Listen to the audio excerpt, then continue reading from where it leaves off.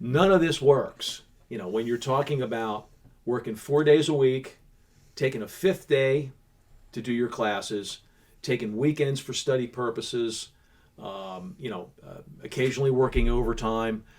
None of that comes about unless you develop a work ethic. And this is, some kids are exampled into that.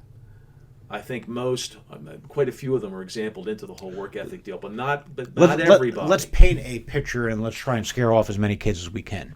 What is a 10-foot compass? It's how many square feet? No, it's 78 and a half square feet. All right, and we're going to build that in the ground. That's what we do here, right? Correct. Why do we build it on the ground? Well, we build it on the ground because we want to make sure it's going to be perfect before we package it and ship it out to the client. And we take a photo of it. We have a nice photo shoot, and we all feel good about it. Correct. And that thing dries. What do we have to do? Got to package it. We got to pick it up. How much weight do they got to pick up? You think over the course of how many and how long? And let's say this brick by brick kid is going to do that work. It's one pallet. We figured out for our own purposes that one pallet should be picked up in 3 hours to 3.5 hours. 3 hours to pick it up, half hour to. And how much total weight? Shrink wrap and strap. Total weight's 2,268 pounds. 2,268, and he's got 3 to 4 hours to do it. Right. All exactly. Right. So 20. That sounds like a lot of weight. It's a lot of weight and it's a lot of work. Let's say it's July 15th out there. Yeah. It's not going to be 70 degrees, is it? No, it's probably it's very hot. It's very humid. It's New Jersey. You can't get away from that. They're going to be sweating. Yeah, but you know what's amazing? We've been doing it for 20 years. Right. Nobody died. Right. Okay. Right. That's a terrible thing to say. Nobody died, but all the work always got done. But let's play this out. It always got done by the same people who are still working for us now. Right. So. But let's play it out. 2,200 pounds, 95 degrees, and let's just say it's 75% humidity. They're going to be sweating. Oh, yeah. Working hard. They're going to show up at 8 o'clock and they're going to leave at 4. Yeah. And half their day was spent on that 10-foot compass rose. Correct. What's the rest of their day? Well, they're going to be...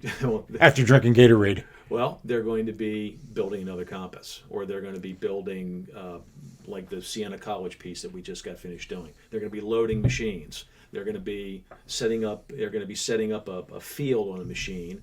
They're going to be setting up the computer to make sure that that's going to be properly cut. And maybe we take their lunch break because we're hard asses like that, and we talk about their marketing one-on-one class that they took last night, or this morning, and we say, all right, what are you learning? Are you learning the 4 P's of marketing? Over a sandwich. Over a sandwich, over right? A sandwich. So they get to refuel, and then we get to quiz them on their day. Right. And then they're going to go home, and maybe they're going to hang out. Maybe they'll take a walk. Maybe they'll do something fun.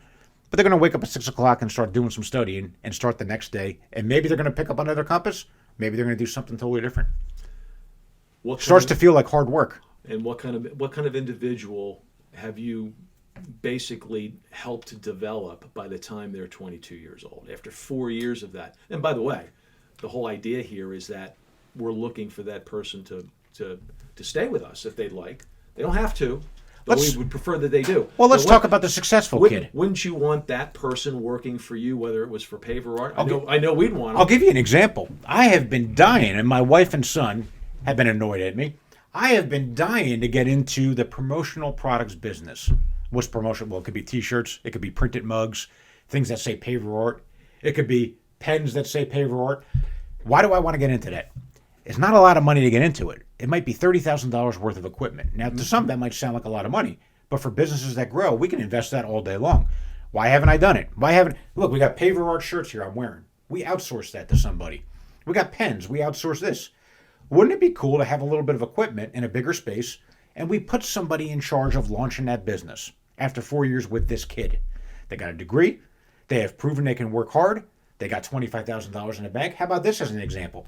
Their $25,000 that they saved, $5,000 is in a savings account, $20,000 is in a stock market. Well, maybe we'll let this kid invest in his own business, and I'll bankroll him for 80% of the money. They can pull out $4,000 and invest in themselves. Oh, what a novel idea that is. Now they own a business Yeah. or a division, and we've got $30,000 of equipment. They're in charge of building their website, recruiting people, doing the manufacturing. Now I'm 22 years old. I've got some money, and I've invested in my own business, and we're backed by Paverart, the mentors that have seen me through this. And I've worked 70 hours a week for 4 years, 40 at work, 30 at school, and a little bit of playtime. I've got money. Now I'm invested in it, and I've proven I can work. And now they're going to mentor me even further and back me financially. You've developed. Wouldn't that be cool? Well, it'd be very cool, and you've developed a whole individual. If you're coming out of college with a degree, and that's all you've got plus debt, Right. you're basically now starting to develop those very same skills 4 years later. That's right. And now I've got 2 kids. The degree, both have degrees. One's the Brick by Brick Apprenticeship program. And this kid now is a part owner in a business at 22. And he's got his whole life ahead of him to build that business and have ownership in something. It might be a small business, but a small business that grows 10% a year becomes a nice medium-sized business 20 years from now. Well, I would say Now, that's the upside. Might that be the far end, 10% chance of happening? Well, depends how good the kid is. Sure. How much does he want to learn? How many questions does he want to ask? He's got the mentors around him if he takes advantage of it. You would like to think that that could go anywhere. Wouldn't it be great if we were developing the next Elon Musk? Oh, it'd be fantastic. Now, look, $30,000. I'm like dying to write the check. Need the people. What? Businesses don't happen just because of money, or else the billionaires will be starting businesses. You need people. Exactly. You need a leader of that business, and it's a small little business. Maybe this doesn't ever. Maybe you launch it. 18 months later, it fails. Welcome to America. Welcome to capitalism.